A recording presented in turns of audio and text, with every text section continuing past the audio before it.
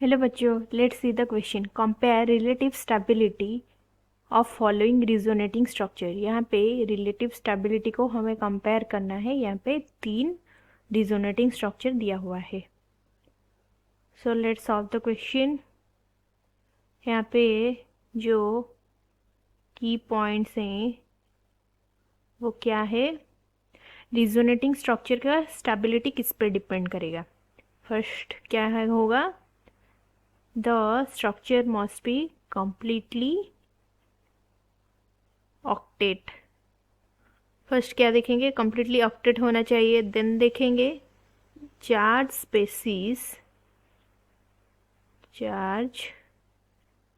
Species are less stable than uncharge. यहाँ पे जो चार्ज स्पीशीज होगा वो लेस स्टेबल होगा as compare to the uncharge species जहाँ पे फॉर्मल चार्ज नहीं है। देन देखेंगे यहाँ पे क्या, यहाँ पे प्लस माइनस चार्ज है। फॉर अनलाइक चार्ज के लिए एक रूल है, distance between opposite charge more. जब distance between the opposite charge more होगा तो क्या होगा? The structure is more stable. Opposite charge का डिस्टेंस, जब डिस्टेंस ज़्यादा होगा तो स्ट्रक्चर उतना ही स्टेबल होगा। और क्या देखेंगे? और देखेंगे negative charge is most stable at most electronegative atom. Negative charge क्या होना चाहिए स्टेबल होने के लिए? वो सबसे ज़्यादा इलेक्ट्रोनेगेटिविटी एटम पे होना चाहिए। तो यहाँ पे देखो, यहाँ पे कम्प्लीटली ऑक्टेट रूल को कौन फॉलो करता है? ये वाला देखो स्ट्रक्चर में, यहाँ पे देखो ऑक्सीजन का कितना है लोन पेयर? 1 2 3 4। यहाँ पे देखो 1 2 3 4 5 6 7 8। तो ये तो कम्प्लीटली ऑक्टेट है। एंड कार्बन का देखेंगे, यहाँ पे कार्बन का देखे 1 2 3, यहाँ पे 3 4, यहाँ पे 5 6 7 8। ये भी ऑक्टेट रूल को ये फॉलो, ऑक्टेट, ये कम्प्लीटली ऑक्टेट है। एंड ये क्या है? एक ऑनचार्ज स्पीशीज है। तो ऑनचार्ज स्पीशीज का स्टेबिलिटी क्या होगा? सबसे ज़्यादा होगा। तो फर्स्ट आ जाएगा ए। देन बी में देखेंगे क्या हो रहा है। बी में क्या हो रहा है?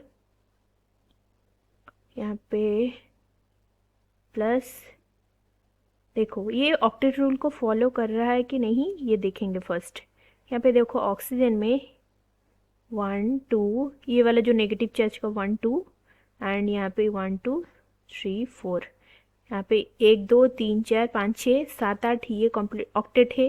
एंड कार्बन का देखेंगे 1 2 3 4 5 6 7 8, ये भी ऑक्टेट रूल को फॉलो करता है। और यहाँ पे ये वाला ऑक्सीजन का देखो, यहाँ पे 1 2, जब प्लस चार्ज होगा यहाँ पे, एंड यहाँ पे देखो 1 2, यहाँ पे एक 4 5 6 7 8, ये भी ऑक्टेट रूल को फॉलो कर रहा है। तो ये स्ट्रक्चर ज़्यादा स्टेबल होगा। यहाँ पे देखो ऑप्शन सी को, सी में क्या हो रहा है?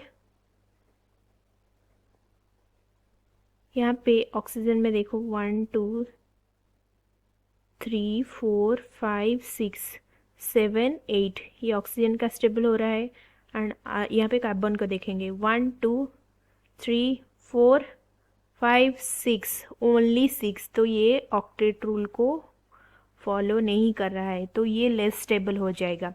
और एक पॉइंट भी हमें याद रखना है कि जब ऑनलाइक चार्ज होगा, मतलब प्लस माइनस चार्ज आएगा, उनके अंदर जब डिस्टेंस ज़्यादा होगा तब क्या होगा?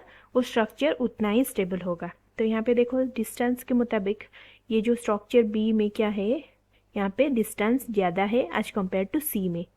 तो यहाँ पे क्या हो जाएगा, B is more stable and C, तो यहाँ पे क्या हो जाएगा, ऑप्शन बी देन आ जाएगा, देन क्या आ जाएगा, ऑप्शन सी, क्योंकि ये ऑक्टेट रूल फॉलो नहीं कर रहा है। ये एक पॉइंट भी है एंड अदर पॉइंट है जो चार्ज सेपरेशन डिस्टेंस है।